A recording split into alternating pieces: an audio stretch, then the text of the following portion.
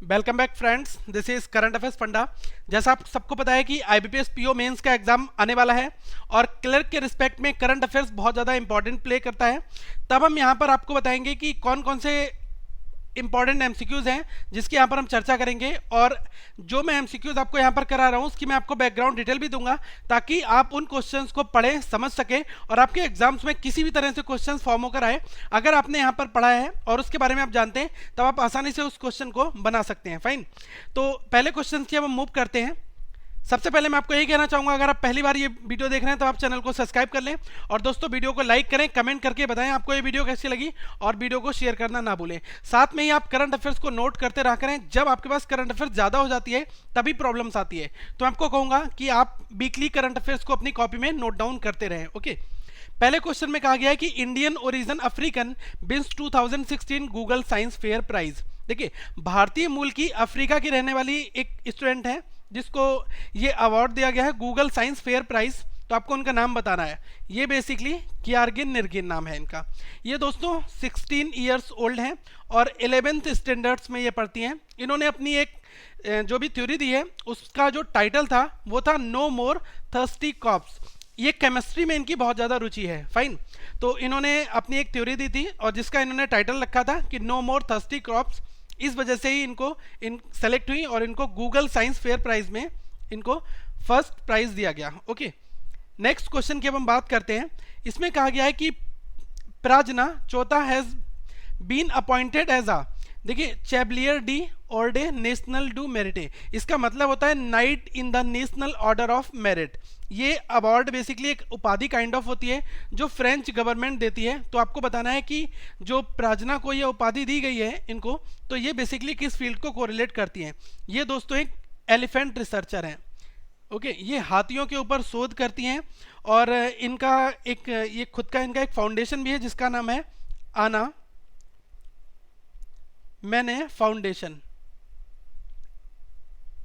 Okay, और जो भी एशियन वाइल्ड एशियन एलिफेंट है उनको कंजर्व करना, that is the basic motto of this organisation. Okay, यही मेन मोटिव है इस ऑर्गेनाइजेशन का, इस वजह से इनको ये अवार्ड भी दिया गया। ओके, तो ये अपने आप में इंपॉर्टेंट भी है, इसलिए मैं आपको ये तक लेकर आया हूँ।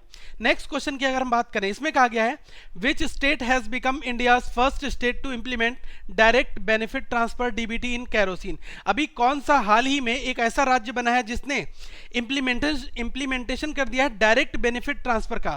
कैरोसिन अब डायरेक्टली बेनिफिट, जो कैरोसिन को जिन लोगों तक कैरोसिन पहुंचती है अब उन तक डायरेक्ट बेनिफिट ट्रांसफर के मीडियम से ही ये चीज़ लाभ मिलेगा उनको। ओके, तो ये दोस्तों कौन सा नया स्टेट है, कौन सा स्टेट बना हुआ है? झारखंड ने ये उपलब्धि हासिल की है। ओके, और ये भारत का पहला स्टेट है जिसने ये इस तरह की व्यवस्था शामिल की है।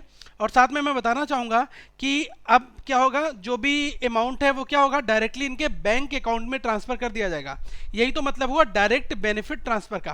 पहले क्या होता था कि इनको सब्सिडी दी जाती थी और जो भी स्टॉक रखते थे, जो इस चीज़ का ठेका लेते थे, वो लोग इस चीज़ों में गड़बड़ी करते थे। इस वजह से अब जो भी अमाउंट होगा वो डायरेक्टली जो बेनिफिशियरी है उसके अकाउंट में आएगा। नेक्स्ट क्वेश्चन की अगर मैं बात करूं, इसमें कहा गया है कि जवाहर सिरचा has resigned as a chief executive officer CEO of विच ग्रुप। तो देखिए, क्वेश्चन आपका कहीं से भी बन सकता है। इसमें कहा गया है कि जवाहर सिरकर ने अभी रिजाइन दे दिया है, किस ग्रुप से रिजाइन दिया आपको ये बताना है। तो दोस्तों, प्रसार भारती कॉर्पोरेशन से इन्होंने रिजाइन किया है। अभी क्वेश्चन आपसे पूछा जा सकता है कि प्रसार भारती कॉर्पोरेशन से हाल ही में किसने रिजाइन किया है, तो आप बताओगे जवाहर सिरकर। तो ये क्वेश्चन अपने आप में कोरिलेट करता है तो इंपॉर्टेंट भी बनता है। फाइन, और आपको पता है प्रसार भारती क्या है? ये एक ऑटोनोमस बॉडी है जो कि प्रसार भारती एक्ट के अंतर्गत बनाई गई थी और 23 नवंबर 1997 को इसको गठन भी किया गया था। ओके, और मैं आपको यहाँ पर बताना चाहूँगा कि अभी करंटली कोई भी प्रसार भारती का चेयरमैन नहीं है, चीफ एग्जीक्यूटिव ऑफिसर सीईओ भी कोई भी नहीं है। फाइन, नेक्स्ट क्वेश्चन में कहा गया है कि who has been chosen as the brand ambassador of its ambitious Harit Keralam. देखिए, हरित केरलम का मतलब क्या है कि ग्रीन केरल, केरल को बहुत ज़्यादा ग्रीन कैसे किया जाए, इसका ब्रांड एम्बेसडर जो है केरला गवर्नमेंट ने किसको बनाया है, ये आपसे एज इट इज क्वेश्चन पूछा जाएगा। और ये दोस्तों बनाया है केजी यशदूस को। अब बात आएगी कि ये बेसिकली हैं कौन जिनको बनाया गया है। तो ये दोस्तों बहुत दिग्गज प्लेबैक सिंगर हैं। फाइन, ये कौन है? बहुत दिग्गज हस्तियां हैं, प्लेबैक सिंगर हैं, और जिनको ब्रांड एम्बेसडर बनाया गया है हरित केरलम प्रोजेक्ट के लिए। ओके, और ये केरल गवर्नमेंट का एक ग्रीन केरला प्रोजेक्ट है जो बहुत ज़्यादा क्लीन सिटी को करने के लिए इम्प्रूव करता है, लोगों को जागरूक करता है। ये सारी चीज़ें यहाँ से बेसिकली आती हैं।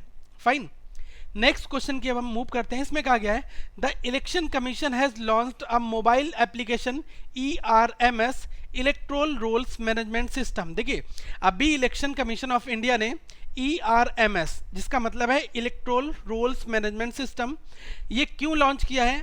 ये जो भी ट्रांसपेरेंसी, जो भी वोटिंग होगी उसमें ट्रांसपेरेंसी लाने के लिए, और जो लोग इनरोल्ड हैं उनकी मॉनिटरिंग हो सके कि एग्जैक्टली वो लोग बिलोंग करते हैं या नहीं करते हैं।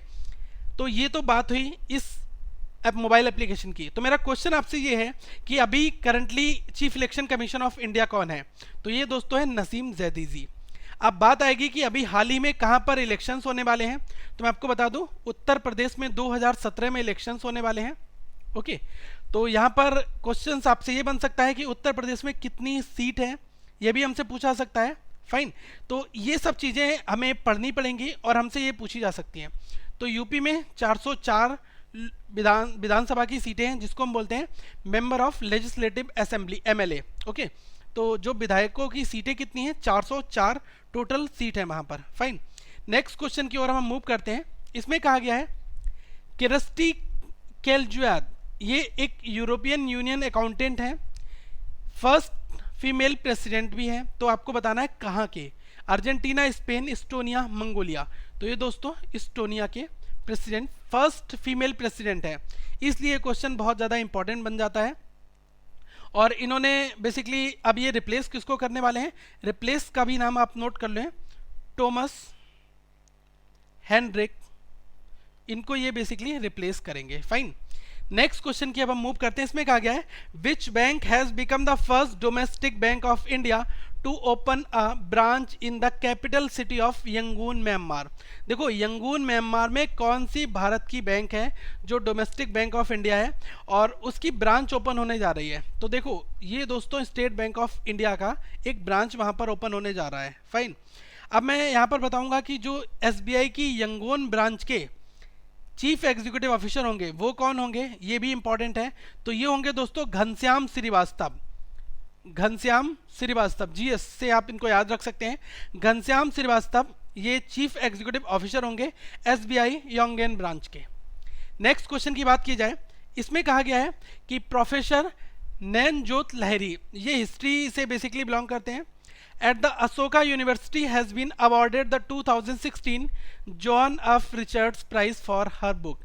तो आपको बताना है कि जो प्रोफेसर नयन ज्योति लहरी, ये हिस्ट्री की प्रोफेसर हैं अशोका यूनिवर्सिटी में, तब आपको ये बताना है कि इनको एक अवार्ड दिया जाएगा, जॉन एफ रिचर्ड्स प्राइज। तो ये इनकी ऐसी कौन सी बुक है जिसके लिए इनको ये अवार्ड नॉमिनेट किया गया है? तो दोस्तों अशोका बुक के लिए इनको ये अवार्ड का नॉमिनेशन किया गया है। और इम्पॉर्टेंट क्वेश्चन यहाँ से इसलिए बन जाता है क्योंकि ये बुक के रिलेटेड क्वेश्चंस भी है। फाइन, तो हमारी बुक से क्वेश्चंस भी आते रहते हैं। फाइन, और एक चीज़ और बताना चाहूँगा, ये जो अवार्ड है ये अवार्ड दिया जाएगा 131st एनुअल मीटिंग जो होगी 2017 में, उस मौके पर ये अवार्ड दिया जाएगा। नेक्स्ट क्वेश्चन की हम बात करें, इसमें कहा गया the world teachers day WTD is being observed across the world on which day. अब आपको बताना है कि वर्ल्ड टीचर्स डे जो है वो पूरी दुनिया में मनाया जाता है, किस दिन बेसिकली ये दिन मनाया जाता है? ये दोस्तों अक्टूबर 5 अक्टूबर को ये दिवस मनाया जाता है। साथ में मैं आपको बताना एक चीज़ और चाहूँगा कि भारत में जो टीचर्स डे मनाया जाता है, नेशनल टीचर्स डे जिसको हम कहते हैं, ओके, ये मनाया जाता है 5 सितंबर को। लेकिन वर्ल्ड टीचर्स डे की अगर बात की जाए तो ये कब मनाया जाता है? 5 अक्टूबर को। ओके, ये इंपॉर्टेंट है। और ये दोस्तों 1994 से मनाया जा रहा है। और जो इस बार की थीम क्या रखी गई है, बहुत इंपॉर्टेंट है, थीम रखी गई है वैल्यूइंग टीचर्स, कि जो भी हमारे टीचर्स हैं उनको वैल्यू देना। That is the basic theme of this event. Okay, यही एक इस इवेंट की थीम भी रखी गई है। ओके। और ये जो यूनेस्को के अकॉर्डिंग ये बात कही गई है कि जो वर्ल्ड टीचर्स डे क्या है, बेसिकली ये रिप्रेजेंट करता है एक सिग्निफिकेंट टोकिंग, किसके लिए, जो बहुत इंपॉर्टेंट कंट्रीब्यूशन है टीचर्स का इस सोसाइटी के लिए और एजुकेशन को और ज़्यादा इन्हांस करना, इसलिए ये दिवस बहुत ज़्यादा इंपॉर्टेंट भी प्ले करता है।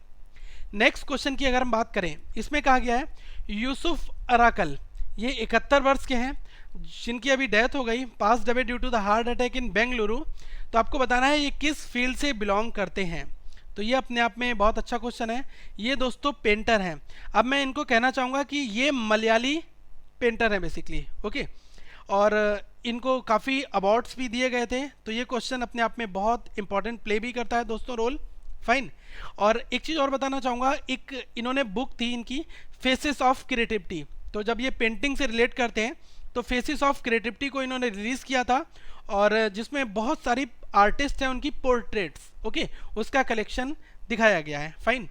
नेक्स्ट क्वेश्चन की अब हम मूव करते हैं। इसमें कहा गया है tennis star Maria Sharapova's doping ban has been reduced from 2 years to 15 months। अभी आपको पता है मारिया सारापोवा ने एक स्टेटमेंट दिया था कि मैं कोर्ट पर जब गई थी तो मैंने एक ऐसे इंजेक्शंस या फिर ऐसे मेडिसिन ली थी जिनसे मेरी इम्यून पावर इंक्रीज हो गई थी, ओके।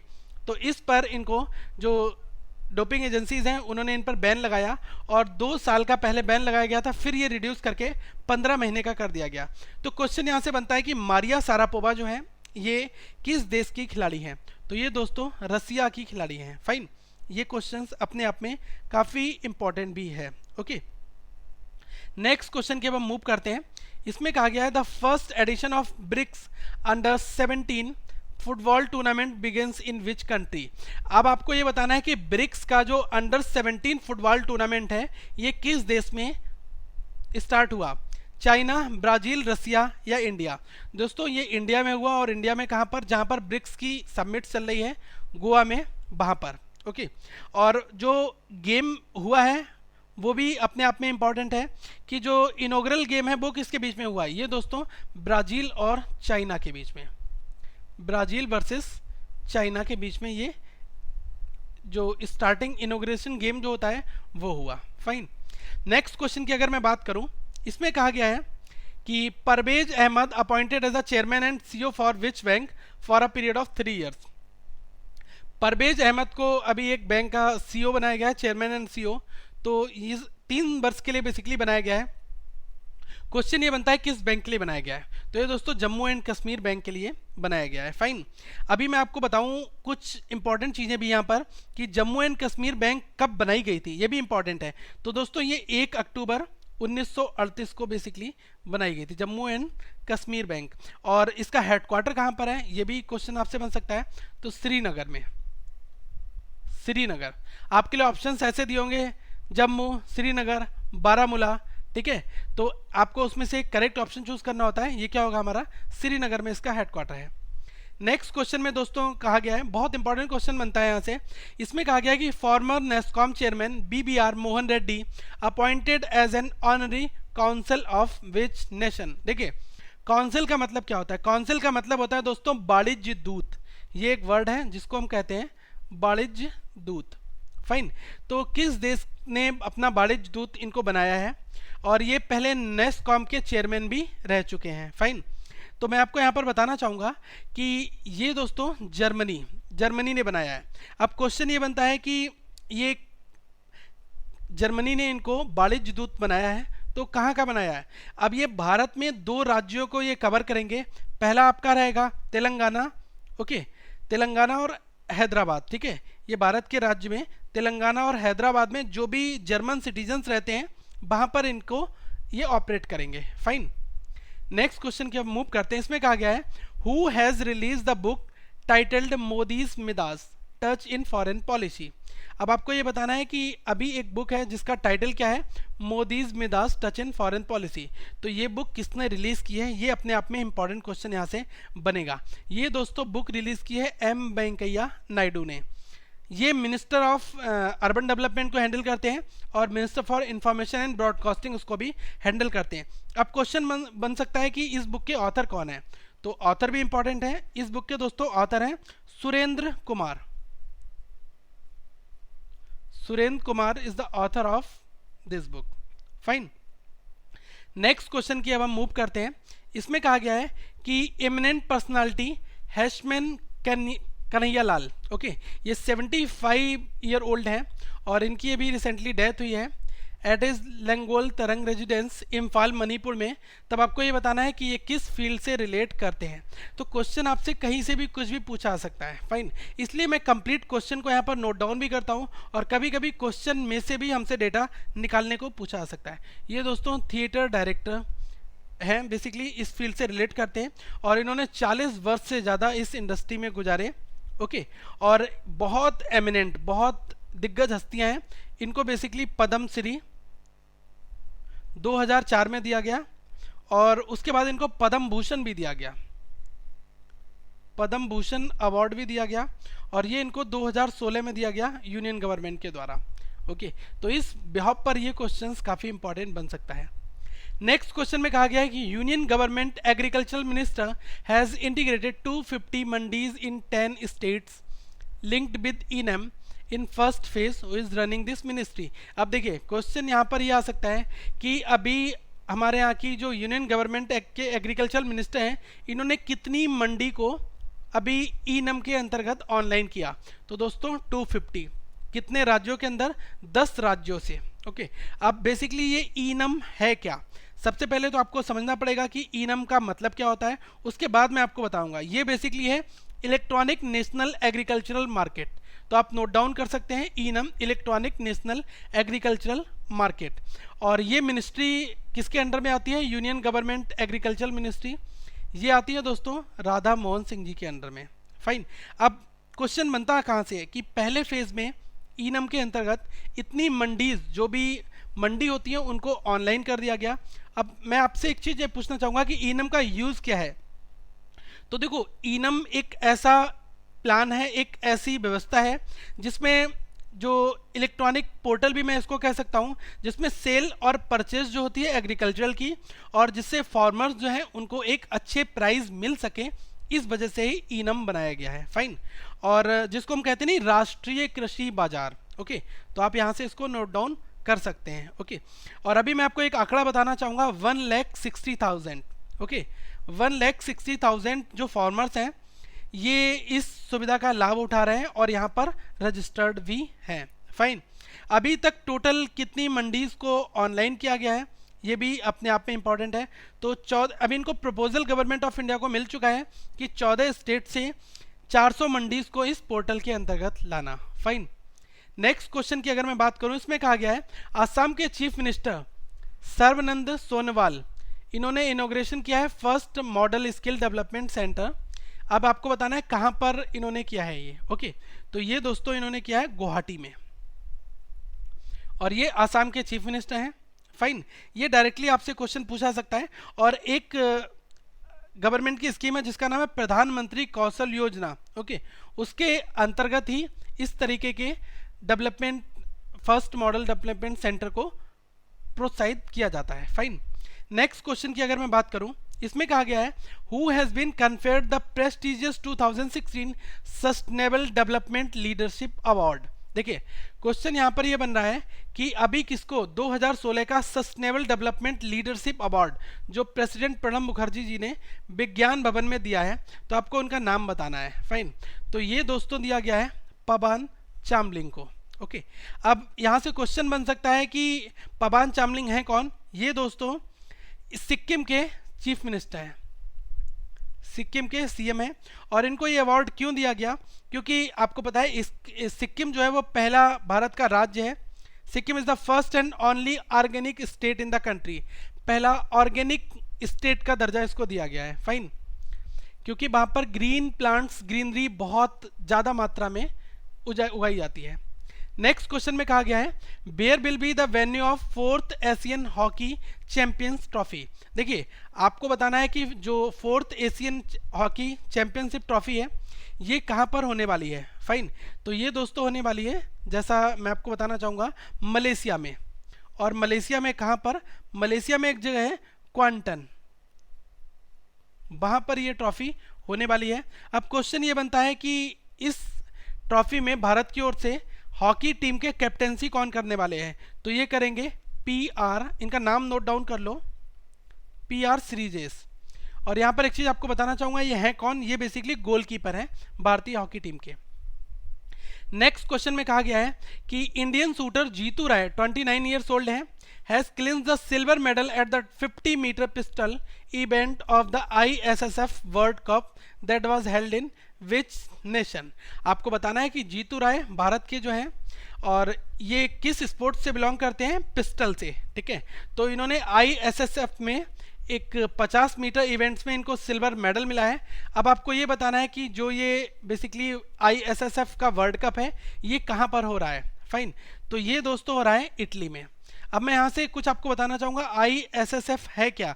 ये दोस्तों इंटरनेशनल शूटिंग स्पोर्ट फेडरेशन है, ओके, शूटिंग स्पोर्ट्स फेडरेशन है, और ये इसका वर्ल्ड कप जो है ये इटली में हो रहा है। तो इसमें 50 मीटर पिस्टल इवेंट में इनको सिल्वर मेडल मिला है। नेक्स्ट क्वेश्चन की अगर मैं बात करूं, बहुत ज़्यादा इंपॉर्टेंट क्वेश्चन है। आप ये मान के चलिए कि ये क्वेश्चन हर एक एग्जाम्स में आने के इसके चांसेस हैं, 1 मार्क्स आपका यहाँ पर कंफर्म हो सकता है। इसमें कहा गया कि Antonio Guterres sets to be United Nations secretary general, okay, and will replace Ban Ki moon in next year, he is from which country? अब देखो आपको बताना है कि एंटोनियो गुटेरेस जो हैं ये यूनाइटेड नेशंस के अब सेक्रेटरी जनरल बनने वाले हैं। इनका नाम नॉमिनेट हो चुका है, तो बान की मून को ये 2017 में रिप्लेस करेंगे। अब आपको बताना है कि ये किस देश के हैं बेसिकली। तो दोस्तों ये पुर्तगाल के हैं। कहाँ के हैं? पुर्तगाल के, फाइन। और मोस्ट प्रोबेबली उम्मीद ये है कि 1 जनवरी 2017 से ये अपना कार्यभार संभालेंगे। और इससे पहले जो यूनाइटेड नेशंस का रिफ्यूजी एजेंसी है, UNRA, United Nations refugee agency, ये अभी उसको रन कर रहे हैं। 2005 से 15 तक इन्होंने उसका कार्यभार संभाला, head of the United Nations refugee agency, fine. तो ये अपने आप में इंपॉर्टेंट क्वेश्चंस हैं, और ये पुर्तगाल के फॉर्मर प्राइम मिनिस्टर भी रह चुके हैं, फाइन। तो ये भी अपने आप में एक क्वेश्चन यहाँ से बन सकता है, ओके। नेक्स्ट क्वेश्चन की ओर हम मूव करते हैं। इसमें कहा गया है president Pranab Mukherjee has nominated actress to Rajya. Sabha president Pranab Mukherjee ने किस एक्ट्रेस को राज्यसभा के लिए नॉमिनेट कर दिया गया है? तो ये दोस्तों किया है रूपा गांगुली को। अब रूपा गांगुली के बारे में अगर मैं आपको बताऊं तो आपको पता होना चाहिए कि महाभारत में जो द्रौपदी का कैरेक्टर था वो किसने किया था? रूपा गांगुली ने किया था। अब क्वेश्चन ये भी बन सकता है कि जो एक सीट अभी खाली हुई थी नवजोत सिंह सिद्धू जी की, ओके, ये इन्होंने क्रिकेटर पॉलिटिशियन थे और इन्होंने राज्यसभा से इस्तीफा दे दिया, ओके। अब ये पंजाब के अंदर अपनी खुद का एक इन्होंने अपना संगठन बना लिया है, ओके, और ये जो पंजाब की पॉलिटिक्स है उसके ऊपर कंप्लीट कंसंट्रेशन कर रहे हैं, फाइन। नेक्स्ट क्वेश्चन की अगर मैं बात करूं, इसमें कहा गया है कि the union government has appointed senior Indian revenue services officer as the chairman of central board of director and taxes, that is CBDT। देखो CBDT का अभी चेयरमैन बनाया गया है किसको? तो अपने आप में ये क्वेश्चन इंपॉर्टेंट है। ये दोस्तों बनाया गया है सुशील चंद्र को, ओके, और ये IRS Indian revenue services officer हैं, ओके। और मैं आपको बताना चाहूँगा ये CBDT है क्या? CBDT एक नोडल पॉलिसी मेकिंग बॉडी है जो इनकम टैक्स के ऊपर वर्क करती है, और साथ में किस डिपार्टमेंट के अंतर्गत आती है? यूनियन फाइनेंस मिनिस्ट्री के अंतर्गत ये आती है, ओके। और ये किसको रिप्लेस करेंगे? रानी सिंह नैयर को ये रिप्लेस करने वाले हैं। रानी सिंह नैयर, इनको ये रिप्लेस करेंगे, ओके। नेक्स्ट क्वेश्चन की अगर मैं बात करूं, इसमें कहा गया है ISRO successfully launch GSAT-18 from where? French Guiana, Japan, Spain, Russia. तो इंपॉर्टेंट क्वेश्चन है दोस्तों, ये है फ्रेंच गुयाना, ओके। अब मैं आपको बताना चाहूँगा जो भारत का लेटेस्ट संचार उपग्रह है ये बेसिकली कम्युनिकेशन सैटेलाइट है GSAT-18, ओके। और ये फ्रेंच गुयाना की एक जगह है जिसका नाम है कोरू। तो मैं यहाँ पर नोट डाउन भी कर रहा हूँ, कभी कभी आपसे प्लेस भी पूछा सकता है, फाइन। तो फ्रेंच गुयाना में कोरू, उस प्लेस से इसका सफलतापूर्वक लॉन्च कर दिया गया। और मैं आपको बताना चाहूँगा जो अंतरिक्ष प्रक्षेपण केंद्र है एरियन 5 रॉकेट के जरिए इसको प्रक्षेपित किया गया, फाइन। और अगर मैं इसका मास बताना चाहूँगा कितना है, ये दोस्तों है 3404। और इस कितने दिनों तक ये बेसिकली इसका मिशन लाइफ कितना है? ये है 15 ईयर्स तक, 15 ईयर्स तक इसका मिशन लाइफ है, ओके, तो जो भी इंफॉर्मेशन है वो आप यहाँ पर नोट डाउन करते रहें। सेकेंड क्वेश्चन में क्या कहा गया है कि union minister of road transport and highways and shipping has launch the Indian bridge management system IBMS। तो आपको बताना है कि इस मंत्रालय को जो हैंडल करते हैं उनका नाम क्या है। देखो, क्वेश्चन यहाँ से भी बन सकता है कि अभी ब्रिज मैनेजमेंट सिस्टम्स के लिए किस मिनिस्ट्री ने बीड़ा उठाया है, किस मिनिस्ट्री ने कदम उठाया है।